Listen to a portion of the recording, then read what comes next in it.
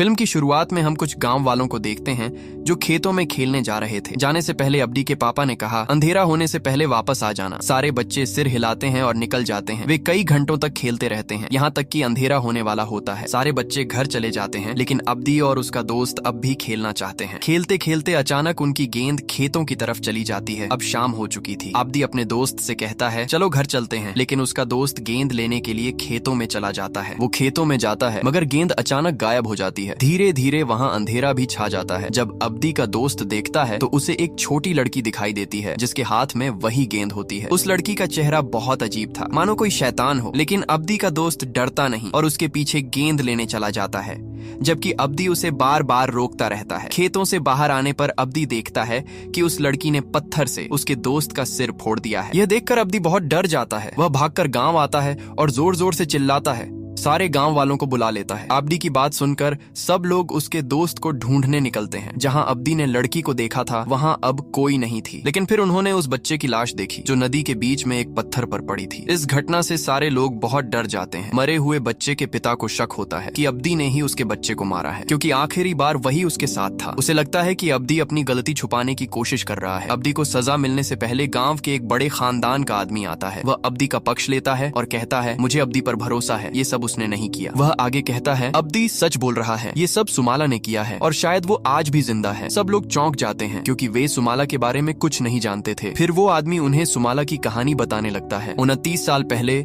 गांव के सबसे अमीर आदमी के कोई बच्चा नहीं था। इस वजह से उसका चाचा उसकी जमीन हड़पना चाहता था ताकि वो जमीन उसके बच्चों को मिल जाए और सूजीमान के पास कुछ न रहे। ये सुनकर सूजीमान बहुत गुस्से में आ जाता है। वो घर के अंदर जाकर अपनी बीवी को धमकाता है, अगर 1 साल में बच्चा नहीं हुआ तो मैं दूसरी शादी कर लूंगा। ये सुनकर उसकी पत्नी बहुत दुखी हो जाती है। फिर उसे एक ऐसी औरत के बारे में पता चलता है जो बच्चों को जन्म दिलाती है। ये सुनना अजीब था, लेकिन फिर भी वो अपनी नौकरानी के साथ उस औरत के पास चली जाती है। वहाँ पहुंचकर वो कहती है, मुझे एक बच्चा चाहिए। वो बूढ़ी औरत कहती है, तुम्हारा काम हो जाएगा, लेकिन पहले साफ साफ सुन लो, मैं ये सब काम काले जादू से करती हूँ और मेरा मकसद पूरा करने में शैतान मेरी मदद करता है। तुम्हें बच्चा तो मिलेगा, पर बदले में तुम्हें बलिदान भी देना होगा। तुम 2 बेटियों को जन्म दोगी, एक तुम्हारी बेटी होगी और दूसरी शैतान की। एक का दिल बहुत अच्छा होगा और दूसरी के अंदर शैतान के सारे कर्म होंगे और तुम शैतान की बेटी को किसी भी तरह नुकसान नहीं पहुंचाओगी। अगर तुमने ऐसा किया तो सब कुछ बर्बाद हो जाएगा। वो औरत बस बच्चा चाहती थी, इसलिए सब मान गई। बूढ़ी औरत ने कुछ मंत्र किए और खून में कुछ चीजें मिलाकर